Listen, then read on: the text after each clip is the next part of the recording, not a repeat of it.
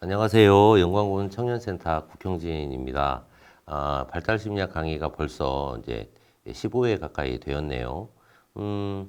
이제 점점 이제 커가는 사람들 이야기를 하는데요. 아마 아동기도 하도 이제 신생아하고 유아, 영아 이야기를 많이 했더니 아동기만 돼도 상당히 많이 큰 것 같아요.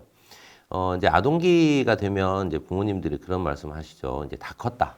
그렇죠. 이제 아이들이 학교 다니고, 네, 이제 뭔가 스스로 이제 다니면서, 이렇게 자기 스케줄도 좀, 할 수 있고, 그리고 부모님이 이제 밥을 차려 놓으면 아이들이 뭐 스스로 먹을 수 있고, 뭐 이런 것들. 그러니까 초등학교 다니는 나이가 되면 부모님들이 이제 그 육아에서 상당히 짐을 좀 더 쉽니다. 하지만 이제 아이들이 학교를 다니기 시작하면서 우리가 또 챙겨야 될 게 있어요. 물론 학교를 쫓아가서 다 챙기시라는 얘기는 아닙니다. 네, 아이가 지금 어떤 과정에 있는지, 지금 어떻게 자라고 있는지 우리가 이런 것들에 대해서 한 번 더 살펴볼 필요가 있는 거죠. 네, 여러 가지가 자라지만 먼저 몸이 자랍니다. 아동은 평균 1년에 5cm 정도 성장하는 걸 네, 보통이라고 합니다. 그래서 이제 초등학교 6년이면 30cm가 자라겠죠. 네. 뭐 몸무게는 이제 1년에 2에서 3kg 정도 사이가 이제 늘어난다고 하고요.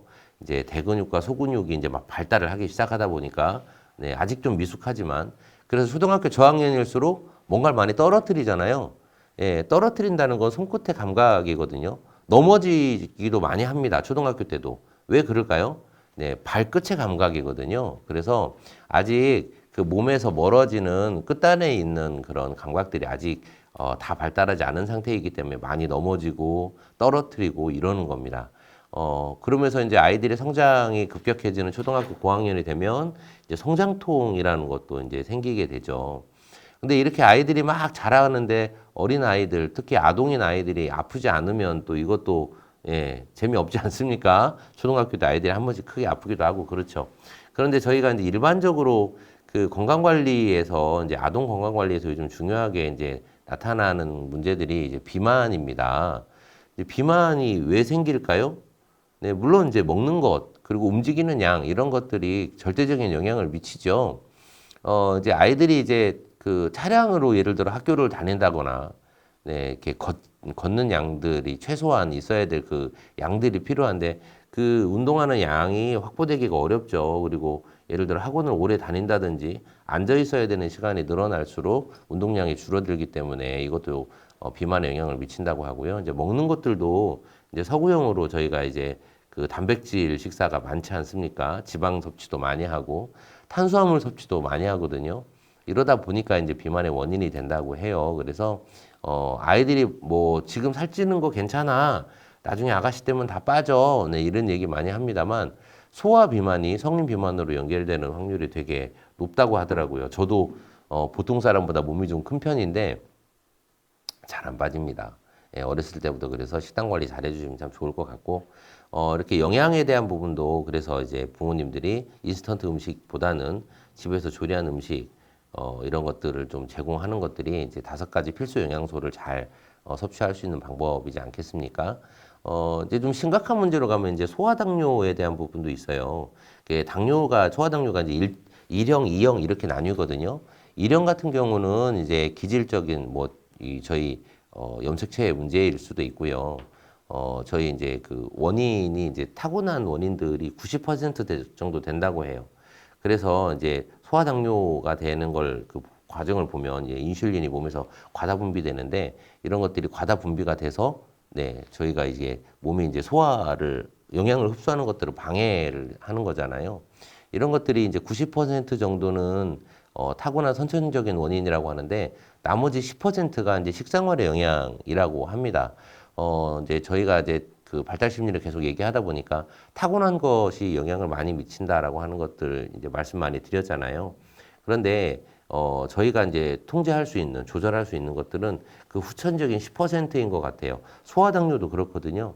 그러니까 원래 이제 몸이 이제 집안 가족 내력이 아니면 엄마 아빠의 DNA 속에 이런 우성 유전자가 당뇨 유전자가 있으면 이런 것들이 발현이 될 건데 저희가 할 수 있는 것들은 그러면 건강하게 먹이는 것, 아이 운동 열심히 하게 하는 것, 이런 것들이 아이의 신진대사를 촉진을 해서 이런 후천적으로 오는 당뇨를 막을 수 있는 방법이 아닌가라는 생각이 듭니다. 물론 몸이 이렇게 자라는데요. 인지 발달도 그렇죠. 이제 아이들이 초등학생이 되면 그 대상 영속성을 되게 강조를 했었어요. 유치원 때까지 이런 것들이 성장을 하게 되는데 이제 이런 것들이 보존 개념의 획득이 되고요. 그리고 분류화가 되고 서열화가 되고 근데 이런 것들에 이제 인지가 발달을 합니다. 구체적으로 이제 경험을 통해서 논리적으로 포착하는 그런 인지 발달이 가장 자연적이고 그리고 아이들의 습득도 잘 되는 걸로 알려져 있죠. 실제 보존 개념의 획득이라고 하는 건 뭐냐면 동일성, 가역성, 뭐 신보성 이런 것들로 표현이 됩니다. 이제 동일성이라는 건 뭘까요? 이거랑 저거랑 이게 저기 있었는데 여기 있네. 저기 지금 있는 그게 원래 있던 그거와 같은 건가? 다른 건가? 이런 것들을 구분해내는 것들이거든요. 뭐 이런 보존 개념들의 이제 인지가 이제 성장을 하게 되고요. 그 분류도 이제 중다 분류라는 게 있죠. 중복되어 있는 것들, 그리고 다른 것들, 이런 것들을 이제 분류해내서 이제 체계화해 나가는 그런 것들이 가능한 나이가 됩니다. 서열화도 마찬가지죠. 이제 서열도 다중서열이라는 게 있거든요. 예를 들어 1, 2, 3, 4, 5, 6, 7, 8 이런 건 단순 서열이잖아요. 그런데 예를 들어서 뭐 국어는 잘하고 수학은 못하고 뭐 영어는 중간이고 뭐 이런 것들일 때 이런 것들에 대한 평균 아니면 뭐 중앙값 이런 것들을 통해서 서열을 매기는 것들을 다중서열이라고 하는데 이런 것들이 서열이 매겨져서 앞으로 어떻게 될 거야라고 하는 추론도 가능하게 돼요. 그러니까 아이들일 때 초등학생이 고학년이 되어 갈수록 보존 개념, 분류, 서열화가 이제 향상되고 있는 거죠. 이런 것들을 향상시키기 위해서 초등교육 과정에서는 이런 교육들이 이제 과목별로 제공이 되게 되는 거죠. 보존 개념 이렇게 보시다시피 이제 그림에서도 보이잖아요. 이거 거기 있었던 게 여기 있네. 뭐 이런 것들 변할 수 있다는 것들. 뭐 둘이 다르지만 같을 수 있다는 것들 이런 것들이 보존 개념이라고 하게 되고요. 보존 개념 훈련에 보시면 이제 도시 지역하고 이제 농촌 지역에서 이제 연령에 따라서 좀 느는 것 도시 지역이 좀 빠른 것들을 보게 되죠. 농촌 지역이 좀 늦은 것으로 이게 보여지게 돼요. 이게 뭐냐면 이제 도시 지역 같은 경우는 아무래도 이제 아이들이 볼 수 있는 다양성에 그러니까 볼 수 있는 주변 환경의 다양성이 좀 있고 농촌 지역 같은 경우는 제한적인 것들을 보다 보니까 보존 개념이 좀 발달이 좀 늦은 것으로 좀 나와 있습니다. 자, 그래서 이렇게 인지가 발달을 하다 보면 이제 지능 발달이라는 개념이 생기는데요. 그 가드너라는 사람이 다중지능 이론이라는 걸 얘기했어요. 그러니까 아이들이 모든 영역의 것을 다 잘할 수는 없어요. 그런데 어떤 방향의 지능이 높은가는 이거는 이 아이의 적성이나 이 아이의 진로 직업에 되게 중요한 개념이거든요. 그래서 초등학교가 끝날 때쯤 되면 이 아이가 뭘 잘하는지 나오게 돼요. 그게 언어일 수도 있고 논리 수학일 수도 있고 이제 공간 지각 능력, 공간을 뭐 활용하는 능력, 몸을 움직이는 신체 능력, 그리고 음악, 뭐 노래를 부르거나 악기를 다루거나 대인관계 지능도 있어요. 대인관계, 사람의 마음을 어느 정도로 이해를 하는가. 이제 개인 내 지능, 뭐 자연 지능 이런 것들이 있는데 결국은 여러 가지 지능 중에 우리 아이가 어떤 지능이 높은가라고 하는 부분은 이 아이가 그 부분을 우리가 계속 촉진시켰을 때 아이가 성장할 확률이 높다. 예, 라고 이렇게 볼 수 있는 거죠. 그러면 이 지능이 초등학교 때 발달이 끝날까요? 그렇지 않습니다. 예, 중학교, 고등학교 단계까지 새로운 걸 보고 호기심을 느끼는 것들이 지속적으로 아이들이 이제 그런 호기심들을 통해서 자기가 이제 그 배우고 싶은 것들을 정하게 되잖아요. 결국 이 다중지능 이론에서 말하는 것처럼 인간이 정해진 이 지능이 딱 그대로 있다라고 다중지능에서는 말하지 않습니다. 이 인간이 어떤 환경에 노출되고 어떤 걸 경험하느냐에 따라서 기질적으로 있는 그런 지능이 높을 수도 있지만 그런 것들을 서포트하는 지능이 높아질 수도 있다라고 하는 거죠. 결국 아이들에게 공통적으로 성공하는 지능이라고 하면 대표적으로 대인관계 지능을 들 수 있습니다.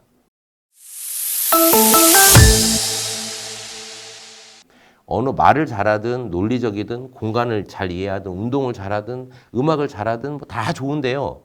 이런 특징들에 서포트하는 것들이 대인관계 지능이 높아서 대화를 잘하고 소통을 잘하는 사람은 자기가 갖고 있는 지능을 여러 사람들과 관계를 확장하면서 더욱 더 큰 성과를 낼 수 있는 사람이 된다라고 얘기를 하거든요. 그래서 아이들한테 대인관계 훈련, 이런 그 뭐 기초 상담 훈련 이런 것들을 많이 하는 이유가 바로 그 아이가 갖고 있는 재능을 더 돋보이게 해줄 수 있는 그런 보조 능력이기 때문이고요. 대인관계 지능이 가장 높은 아이 같은 경우는 교육을 한다거나 상담을 한다거나 복지를 한다거나 뭐 아니면 그 사회사업을 한다거나 이런 방식으로 또 직업이 또 발달될 수도 있겠잖아요. 결국은 이 아이가 알아가는 인지가 올라가고 그 인지가 더 촉진되는 방향을 알게 하는 것. 결국 초등학생 단계의 그 인지 발달은 바로 그렇게 인지 능력 그리고 인지의 방향 이런 것들을 찾아가는 그런 학습이 이루어진다고 볼 수 있습니다. 그래서 초등학교 아이들이 어떤 과목을 좋아하고 어떤 활동을 좋아하는지 여러 가지 활동들을 제공하면서 이런 것들을 지켜보는 것들, 이런 것들이 인지 발달에서 부모님이 해주셔야 될 되게 좋은 역할이겠죠. 지능 관련된 쟁점들이 있습니다. 지능지수 측정 의미에 대한 신중한 접근인데요. 그 여러분들 쉽게 아시는 것처럼 IQ 검사가 있잖아요. 네, IQ가 높은 사람은 지능이 높고 IQ가 낮으면 지능이 낮은 것인가? 실제로 그렇지 않습니다. 여러분은 IQ 검사가 언제 처음 시작했다고 생각하세요? IQ 검사가 처음 적용된 건 언제냐면 그 미국에서 이민자를 받아들일 때 그리고 미국에서 군인들을 뽑을 때 이 지능 관련된 테스트를 처음 시작했다고 해요. 그래서 지능이 높은 사람을 받아들이는 이민 정책을 처음에 썼다고 합니다. 근데 이 지능이 높고 낮음이 사실은 그 사람이 살아온 환경에 영향을 되게 많이 받아요.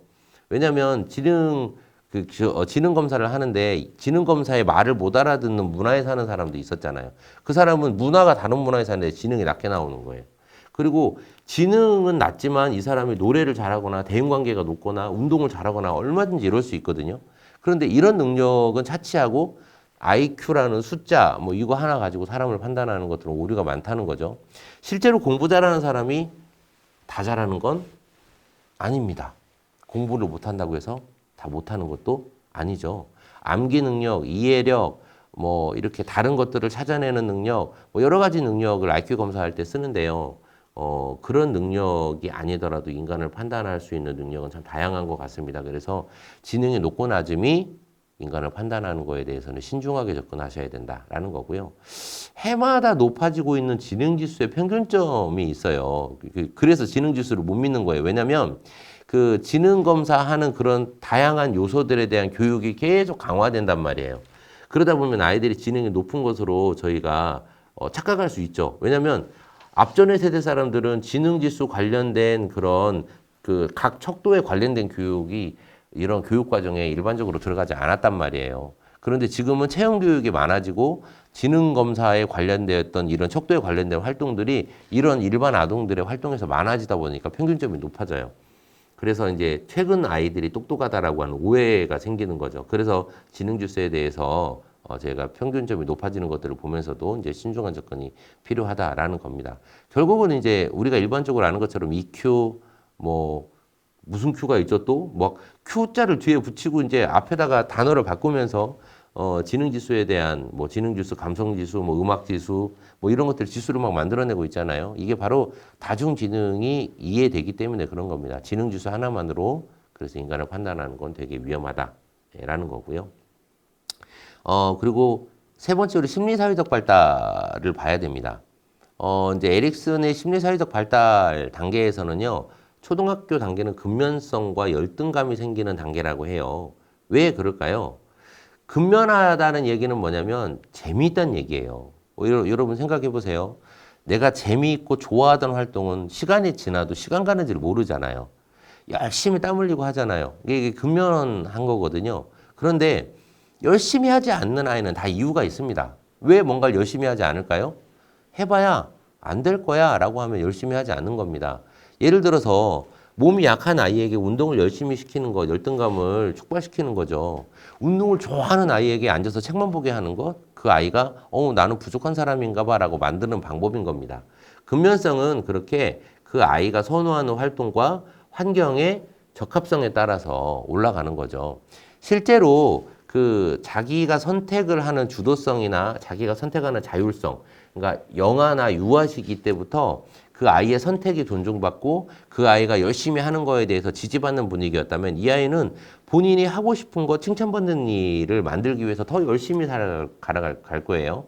그래서 근면성이 높아지겠죠. 하지만 내가 뭘 선택할 때마다 이게 맞나? 스스로 자기를 의심하고 나 잘못하는 것 같아. 숨어서 해야지. 모르게 해야지라고 이렇게 죄의식이 많아진 아이는 자기한테 열등감이 생깁니다. 이게 자기 내면의 열등감이기도 하고 타인에 대한 열등감이기도 하거든요. 초등학교 시기는 그래서 지능 발달에서 이 아이의 특징을 찾아내는 게 중요하다는 게 바로 심리사회적 발달의 근면성을 높이기 위해서 되게 중요한 베이스가 되기 때문입니다. 그리고 또 아동이 근면성에 격려하기 위해서 이제 여러 가지 방법이 있어요. 그 방법이 뭐가 있냐면 첫 번째, 다른 아이 얘기하지 않는 겁니다. 너에 대해서 얘기하는 거예요. 너가 이런 거 열심히 하니까, 너가 참 잘한다. 너가 뭐 다른 건 좀 못하는데 이건 잘해. 이것도 비교해요. 다른 아이는 어떻게 했는데 너는 왜 이래? 이것도 비교해요. 그 아이 자체를 존중해 주시는 게, 잠재적인 근면성을 높일 수 있는 방법이고요. 잠재적인 열등감을 줄일 수 있는 방법입니다. 그리고 아동 스스로 목표를 세우게 해주시는 게 되게 중요해요. 예를 들어서 막 높은 수준의 목표는 달성이 안 되니까 아이로 하여금 열등감을 갖게 하잖아요. 그래서 작은 성공을 할 수 있도록 세부적인 목표와 그리고 이제 다양한 방식의 접근 이런 걸 통해서 아동이 스스로 목표를 설정할 수 있게 하는 활동이 매우 중요합니다. 또 목표를 점진적으로 달성할 수 있도록 해주시는 게 좋아요. 갑자기 어느 날 높은 산을 올라가라가 아니라 앞산, 뒷산부터 먼저 올라가는 것들. 그래서 진전사양 일지라는 것이 있습니다. 네, 프로그레싱 차트라고 하는데요. 이거는 이 아이가 어떤 것들을 조금씩 잘했다라고 하는 걸 기록을 남기게 하는 거예요. 그래서 그 기록이 오래되다 보니 이 아이가 상당히 높은 곳에 올라가 있구나. 그래서 아이가 과정에 대한 성취의 중요성을 알게 하는 그런 교육 방법입니다. 그리고 아이가 독립심과 책임감을 발휘할 기회를 주는 것도 좋아요. 물론 아이가 독립적으로 결정해서 실행했는데 성공할 수도 있고 실패할 수도 있거든요. 근데 이 실패라는 거에 대해서 실패다, 좌절이다 이런 거에 대한 평가가 아니라 이거 왜 잘못됐지? 우리 한번 생각해 볼까? 라고 아이랑 이야기해 보게 한다면 어쩌면 아이는 본인 내면의 상처를 받지 않고 실패를 극복해 나갈 수 있겠죠. 그래서 아이에게 독립심, 책임감을 줄 수 있도록 부모님은 한 발 떨어져 주는 것이 매우 중요합니다. 실제로 그 아이의 실수나 잘못을 되게 못 견뎌 하시는 분들이 있어요. 왜 못 견뎌 할까요? 부모님의 불안이거든요. 결국 아이한테 화를 내거나 나무라시는 부모님들은 한 발 떨어져서 생각을 해보시면 내가 왜 그랬을까? 그러면 아이한테 사과하셔야 돼요. 미안하다. 아빠가 좀 이랬던 것 같아. 엄마가 이랬던 것 같아. 하지만 너가 이 진행 과정에서 뭐를 잘못했기 때문에 이런 거야. 앞으로 이러지 않았으면 좋겠다. 라고 아이하고 이성적으로 대화할 수 있는 게 되게 중요하죠. 그리고 또 실망한 아이를 격려하는 것도 되게 중요합니다. 아이가 실수하고 나면 제풀에 이렇게 넘어지거든요. 그러면 괜찮아, 다시 한번 해볼까라고 격려를 해주면 아이가 이제 회복 탄력성이라는 게 생기죠. 실패를 경험하더라도 실패가 이게 낙심이 아니야. 다시 할 수 있는 그런 또 스타트 라인이야라고 인식할 수 있게 해주는 것 되게 중요하고요. 그리고 아동 스스로 너 잘 할 수 있을 것 같은데 라고 믿음을 주는 그런 일상의 언어들이 되게 중요해요. 야, 너 그럴 줄 알았어. 야, 우리 집안은 핏줄이 들어와서 안 돼. 뭐 이런 이야기들. 해봐야 소용없어라고 하는 게 그게 사실 아이한테 필요한 이야기가 아니잖아요. 그 이야기를 하는 어른들은 왜 할까요? 본인의 실패 경험으로 본인이 이미 낙담하고 있기 때문에 자기 얘기하는 거거든요. 그러니까 자기한테 있던 문제가 아이한테 대물림되지 않게 하려면 그래서 자기에 대한 이해가 필요한 거고 지금 진행되고 있는 발달 심리를 통해서 자기를 돌아보게 저희가 도와드리는 거거든요. 나에 대한 문제를 아이한테 전가하지 맙시다. 내 아이는 나보다 잘할 수 있다는 믿음을 줍시다. 이렇게 되면 아이의 근면성이 촉진되는 그런 결과를 낳을 수 있습니다.